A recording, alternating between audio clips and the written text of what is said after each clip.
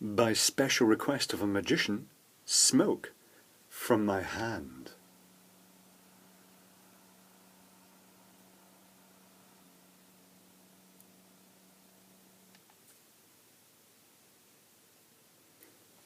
Okay, well this was surprisingly easy because I had everything I needed lying around.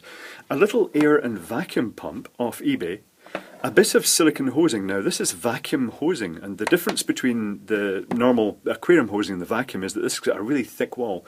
You choose it by the actual hole of the inner diameter, which in this case is about 3mm. And that's a nice snug fit over that. That also stops it collapsing, which is the point, because it's designed to be used in sort of vacuum applications.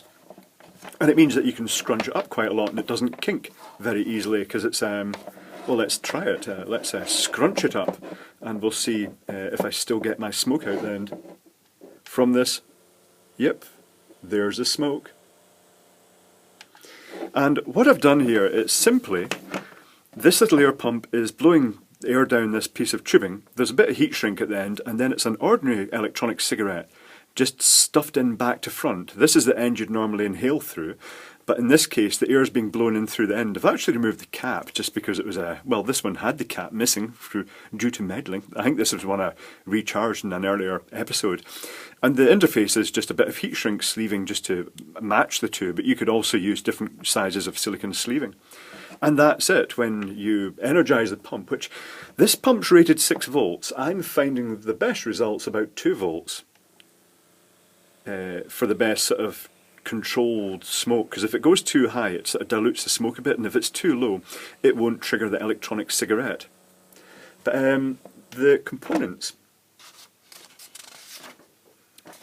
The air pump, which I originally got, it's supposed to pull a modest vacuum, and I originally got it with the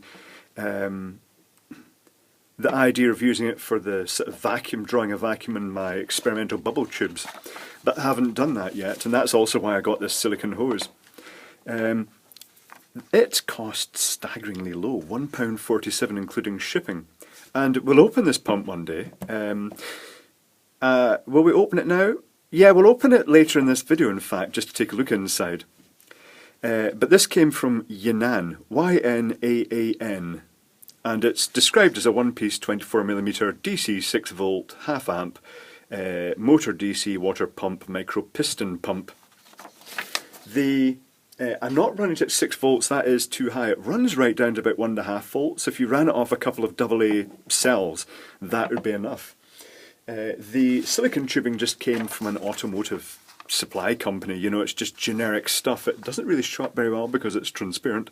You can also get it in colours. You could get it in black or blue or whatever you wanted, but it's cheap. It's like 1 metre costs about £1.43 again. So, and that includes shipping because it's such a common material. So that's us up to £3, the materials already, plus an electronic cigarette. You could just use one out of the dollar store type, you know, one of the disposable electronic cigarettes, as this one is. And that just leaves a little 3-volt battery pack. So you could make a little automatic smoke device quite easily. Now, controlling it, I'd say just a switch, a concealed switch from the battery pack really would be the easiest way.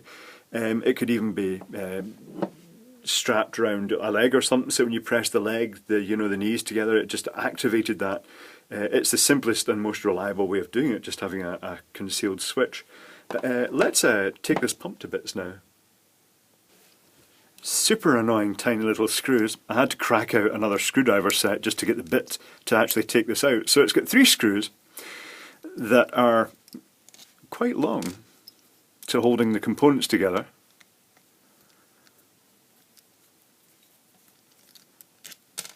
So that's 2 out, here comes the third. I'm surprised just how cheap this pump is. I wonder what it's used for.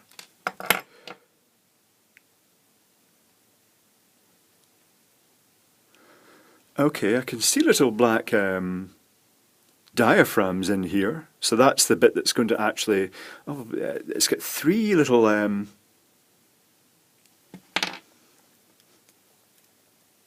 split the label here. Oop. Oh, that's That's clever.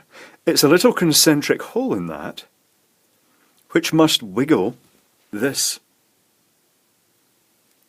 and therefore activate the 3 pumps in sequence, the little cylinders. That's clever, isn't it? Because it's not. It means it's always got roughly the same load, and one's pulling, and you know, at any time, one's pulling, the other's pushing, etc. I also see the little flaps. Is there a matching hole in the bottom? There is a little matching hole in the bottom. They've got a little.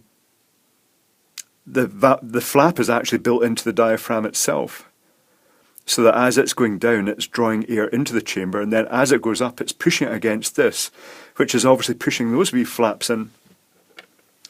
So it's pulling in a vacuum. Is there a seal round here? Oh, there is. There's a wee clear silicone seal. It's tiny. That means that it's powered when it's actually pushing as well as pulling. So it must actually pull a modest vacuum. And I will say, when you put your finger over the end, it did actually, you heard the pump slowing down considerably, and it would make a pop when you took your finger off it. Does this open? I can see it's just the diaphragm, the little one-way valve flaps in it, but I think this is glued. It's not opening. Hold on. Yeah, it's just 3 little valves, little flap valves, and I can see a little pip of rubber coming through, and then the 3 holes either side of the pip that holds a little, presumably a disc in place at the back. That's a clever little pump. That's really neat. So super simple. I guess that's why it's cheap. I wonder what they're used for. It's quite intriguing. But yes, it's a neat little toy, actually. I might buy another just as a backup, because they're quite useful, aren't they? And I say they're rated 6 volts, but you can run them right down to about 1.5 volts. They'll run quite low, and the current goes down accordingly. So yeah, they're pretty good.